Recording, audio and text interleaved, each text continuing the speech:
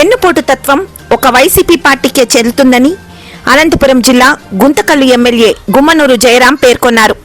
ఈ మేరకు రాష్ట్రంలో ముఖ్యమంత్రి చంద్రబాబు నేతృత్వంలో కూటమి ప్రభుత్వం ఏర్పాటై 2 ఏళ్లు పూర్తయిన సందర్భాన్ని పురస్కరించుకొని కూటమి భాగస్వామ్య పార్టీల ఆధ్వర్యంలో బుధవారం గుంతకల్లు పట్టణంలో బీరప్ప సర్కిల్ నుండి బలిజ కళ్యాణ మండపం వరకు భారీ ర్యాలీ నిర్వహించారు. అనంతరం బలిజ కళ్యాణ మండపంలో విజయోత్సవ సభ నిర్వహించారు. ఈ సభను ఉద్దేశించి ఎమ్మెల్యే గుమ్మనూరు జయరాం మాట్లాడారు.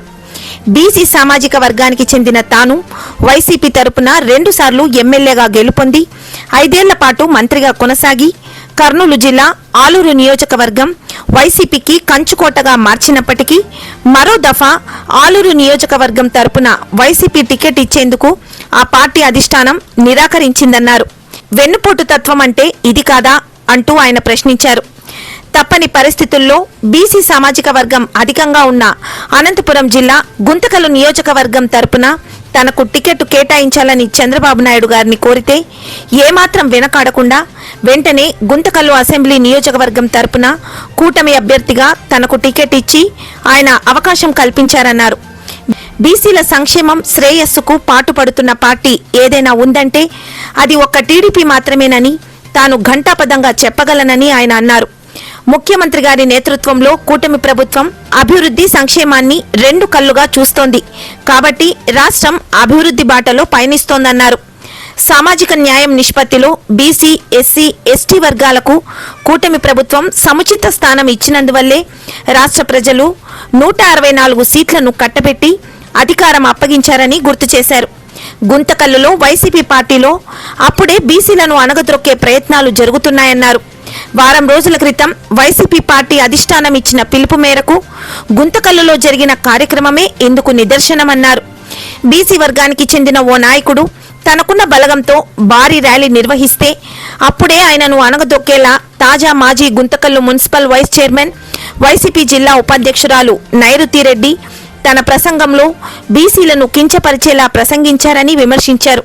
రాష్ట్ర ముఖ్యమంత్రి చంద్రబాబు, విద్యాశాఖ మంత్రి నారా లోకేష్, డిప్యూటీ సీఎం పవన్ కళ్యాణ్ల సహాయ సహకారాలతో 30 కోట్ల వ్యయంతో గుత్తి పట్టణంలో గుంతకల్లు రోడ్డు నిర్మించామన్నారు. అలాగే గుంతకల్లు మండలం కసాపురం గ్రామంలో వెలసిన ప్రసిద్ధ పుణ్యక్షేత్రం శ్రీ నెట్టికంటి ఆంజనేయ స్వామి దేవస్థానంలో కోట్లాది రూపాయల వ్యయంతో అభివృద్ధి పనులు చేపడుతున్నామని గుర్తు చేశారు. అంతేకాకుండా విద్యార్థులకు తల్లికి వందనం, రైతులకు అన్నదాత సుఖీభవ, సామాజిక పింఛన్ల పెంపు వంటి సంక్షేమ కార్యక్రమాలతో ప్రజల్లో మరింత ఆదరణ పొందుతూ కూటమి ప్రభుత్వం ప్రగతి బాటలో పయనిస్తోందన్నారు.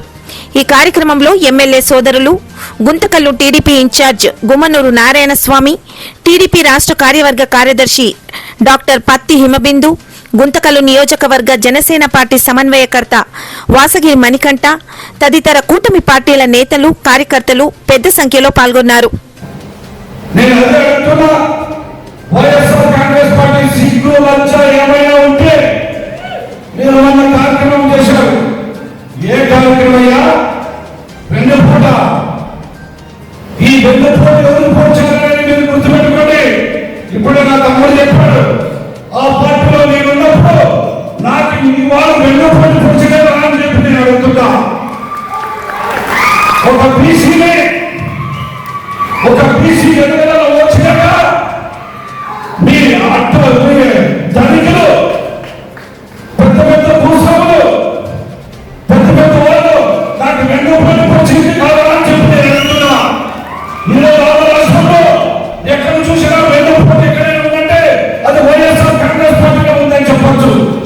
ఈ రోజు ధైర్యంగా ఒక బీసీలో ఈరోజు ఇంత పెద్ద ఎత్తున సభలు పెట్టుకున్నారంటే అది ఒక తెలుగుదేశం పార్టీకి దోషం ఉందని చెప్పొచ్చు. ఈరోజు చూడండి, రాష్ట్రంలో బీసీలు అధికంగా ఉన్నాం, ఎస్సీ ఎస్టీ బీసీ మైనారిటీ అందరూ కూడా ఈరోజు 175 సీట్లకి 164 సీట్లు ఇచ్చారంటే అది ఈ ప్రభుత్వానికి వచ్చిందని చెప్పొచ్చు. కాబట్టి మీరు 2 పోటీ చెప్పారు. నిన్ననే అందరికీ మా గుంతకల్లు నియోజకవర్గ ప్రజలందరికీ అర్థమైపోయింది. 2 పోటీలోనే మీ పార్టీలోనూ 2 పోటీలను తెలిసిపోయింది.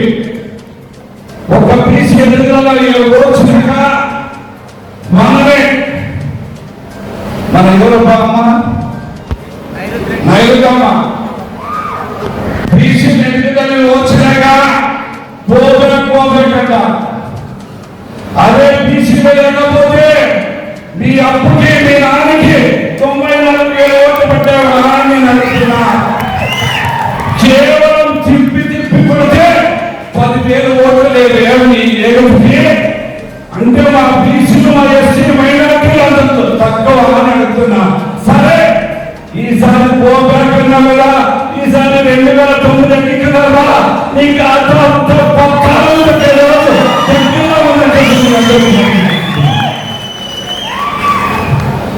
ఎక్కడ వెన్నుపోటంటే నీలో ఉంది. ఒకరు ఎదుగుదల వచ్చినాక వెన్నుపోటు పొడిచి మీ పార్టీ పాతాళంలోకి పోయిందని చెప్పి సందర్భంగా తెలుస్తున్నా. అవునా కదా? అవునా? చూడండి 1924లో ప్రతి తెలుగుదేశం నాయకులు పోలీస్ స్టేషన్ చుట్టూ కేసులు ఉన్నాయి. ఈరోజు చూడండి మన 24లో మనం వచ్చాం. 2 సంవత్సరాల్లో ఏ ఒక్క పోలీస్ స్టేషన్ లో కేసు నమోదు అయ్యిందని నేను అడుగుతున్నా. ధైర్యంగా చెప్తున్నా. పార్టీ కాదు అందరూ బాగుండాలని మంచి ఉద్దేశంతో 2 సంవత్సరాలు ఏ ఒక్క పోలీస్ స్టేషన్ లో కూడా కేసు నమోదు కాలేదు.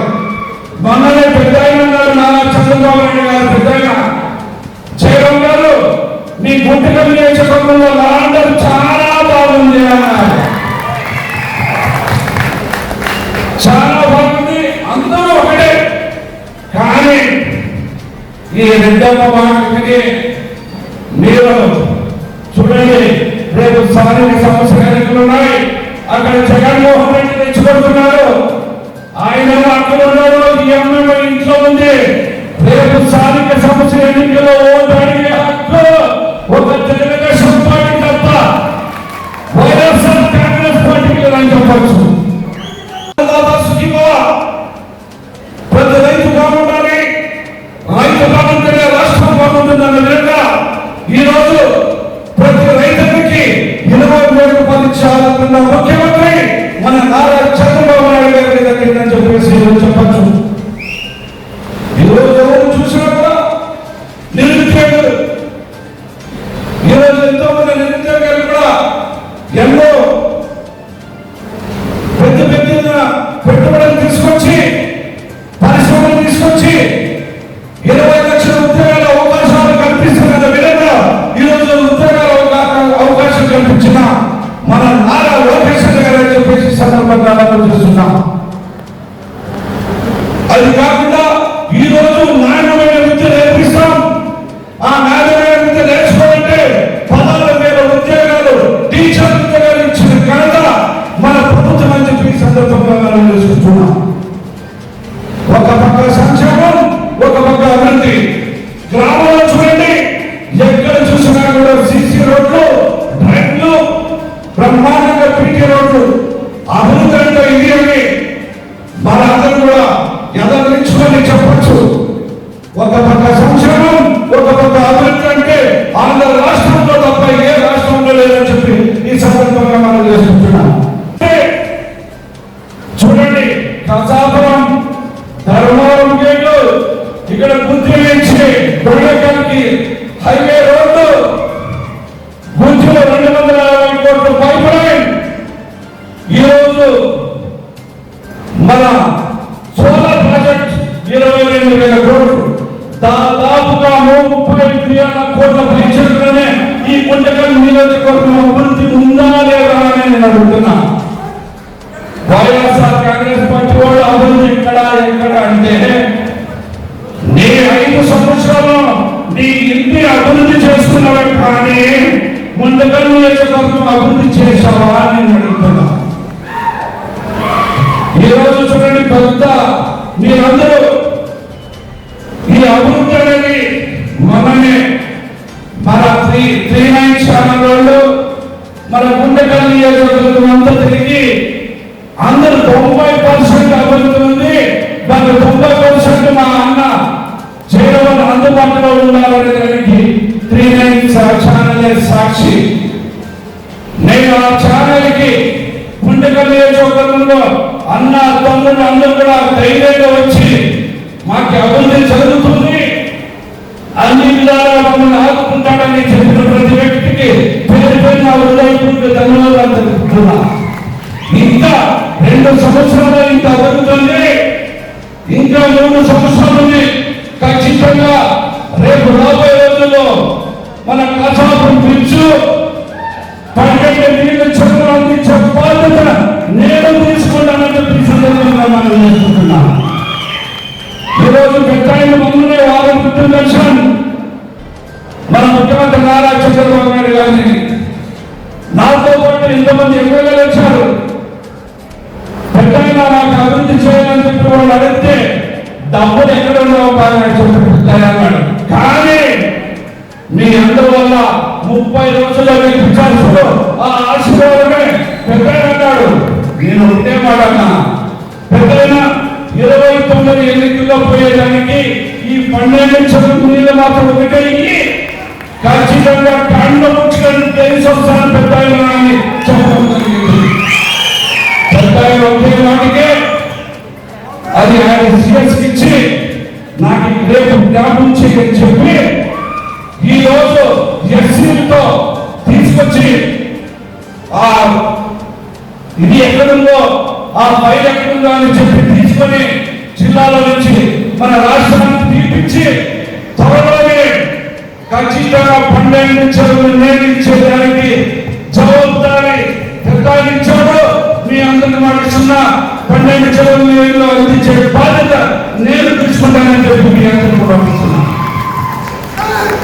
కాబట్టి అన్నదారా రేపు జూన్ 25 నుంచి జూలై వరకు ప్రతి ఇంటింటికి ప్రోగ్రాం కార్యక్రమం ఉంది. ప్రతి ఊరికి వస్తా, ప్రతి ఇంటికి వస్తా, మన కష్టాలు ఏమేమి తెలుసుకొని మీ కష్టాలు ఏమేమి ఉండాలని చెప్పి మీకు జవాబుదారి ఇస్తా. వారంలో 4 రోజులు నేను రావాలని పెద్దాయన చెప్పాడు. ప్రతి గ్రామంలో ఉండే వారానికి 4 రోజులు మీతో ఉంటా, మీ కష్టాలు తెచ్చుకుని అభివృద్ధి చేస్తానని చెప్పి నేను పండుతున్నా. అది కాకుండా నేను మన ఊరికి వస్తే ఇది మంచి అవకాశం. ప్రతి ఒక్క తెలుగుదేశం కార్యకర్త ప్రతి ఇంటికి పోయి మేము సూపర్ 6 పథకాలు ఇచ్చాం, మేము అభివృద్ధి చేస్తామని చెప్పే విధంగా మీరు చెప్పాలి. ఇది మనకి మంచి అవకాశం. రేపు సర్పంచ్ ఎన్నికలు కావచ్చు, ఎంపీటీ ఎన్నికలు కావచ్చు, జడ్పీటీ ఎన్నికలు కావచ్చు, కౌన్సిలర్ ఎన్నికలు కావచ్చు, ఏ ఎన్నిక వచ్చినా కూడా ధైర్యంగా ఓటు అడిగే హక్కు ఒక తెలుగుదేశం పార్టీకి ఉందని చెప్పి మనం తెలుసుకోవాలి. కాబట్టి ప్రజల ముందుకు పోదాం. 45 రోజులు మీతో పాటు